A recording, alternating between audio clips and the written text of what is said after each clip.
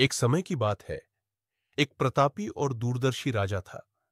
उसके 3 पुत्र थे, जिन्हें वह योग्य, बुद्धिमान और विवेकशील बनाना चाहता था।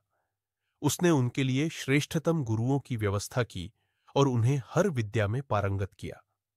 राजा की एक इच्छा थी कि जब वह वृद्ध हो जाए तो उसके पुत्र मिलकर राज्य की बागडोर संभालें। समय बीता, राजा वृद्ध हुआ।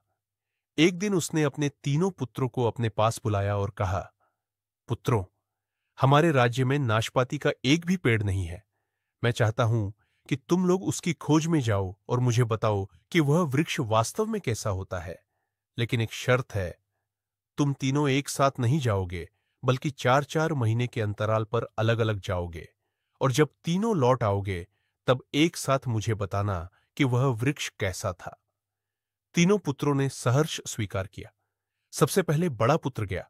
वह जब लौटा तो 4 महीने बाद मंझला पुत्र गया और अंत में सबसे छोटा। समय के अनुसार सभी लौट आए। राजा ने तीनों को अपने दरबार में बुलाया और प्रश्न किया, पुत्रों, बताओ, नाशपाती का वृक्ष कैसा होता है? सबसे बड़े पुत्र ने कहा, पिताश्री, वह पेड़ तो एकदम सूखा हुआ था। न उसमें पत्तियां थीं, न कोई फल। वो तो जैसे मरा हुआ लगता था। मंझले पुत्र ने बात काटते हुए कहा, नहीं पिताजी, वृक्ष तो बहुत हरा भरा था। उसकी डालियां लहलहा रही थीं, लेकिन उसमें कोई फल नहीं था। अब सबसे छोटे पुत्र ने हंसते हुए कहा, आप दोनों किसी और वृक्ष को देखकर आ गए हैं। नाशपाती का पेड़ तो न केवल हरा भरा था, बल्कि उसमें रसीले फल भी लगे थे।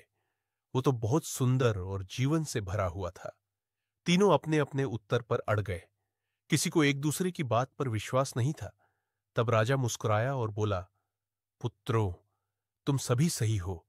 तुमने जो देखा वह सत्य है, लेकिन फर्क बस इतना है कि तुमने उसे अलग अलग ऋतुओं में देखा। बड़ा बेटा जब गया था तब वह शीतकाल था, वृक्ष सूखा था। मंझला पुत्र वसंत में गया, वृक्ष हरा था लेकिन फल नहीं थे।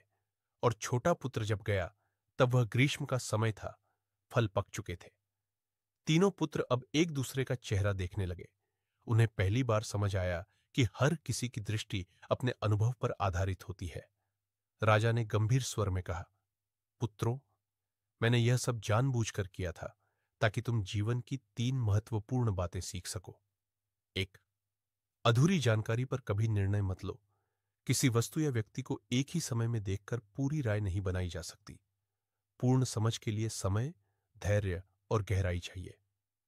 2, जीवन के मौसम बदलते रहते हैं।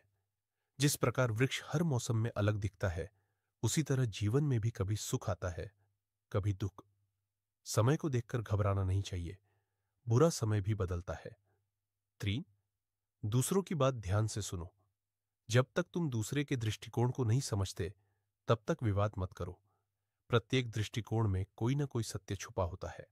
संवाद से ही ज्ञान और समझ बढ़ती है।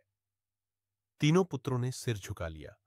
उस दिन उन्होंने जो सीखा, वह कोई गुरु, कोई पुस्तक नहीं सिखा सकती थी। और इस प्रकार एक वृक्ष ने उन्हें जीवन का सबसे बड़ा पाठ पढ़ा दिया। मौज़ा समाप्त।